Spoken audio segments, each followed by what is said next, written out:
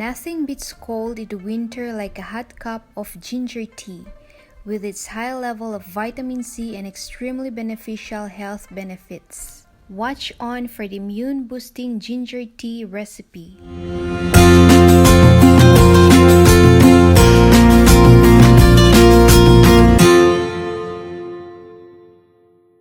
Well, hello again mga ka-friendships. Ito yung ating mga kakailanganin sa paggawa ng fresh, immune-boosting ginger tea. For a hint of vitamin C, we need freshly sliced lemons. To sweeten the tea, you can add honey or agave nectar or sugar or any kind of sweetener depending on your health goals or personal taste. And our main ingredient, grated ginger.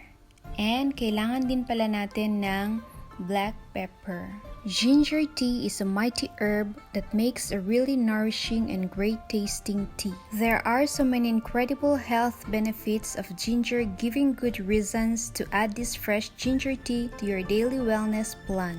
And here are the few ginger tea benefits. It boosts immunity. It is anti-inflammatory, antioxidant, and antibacterial. It relieves nausea. It aids with digestion. It stimulates natural detox process. It relieves congestion. It also improves blood circulation. Ginger tea has calming properties that may help lower your stress and tension. It helps in relieving stress. And here's for all the women suffering from menstrual cramps.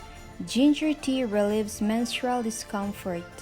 You can drink hot ginger tea in the winter, and during the summertime, you can drink it iced and top it with some sparkling water for a zingy and refreshing drink.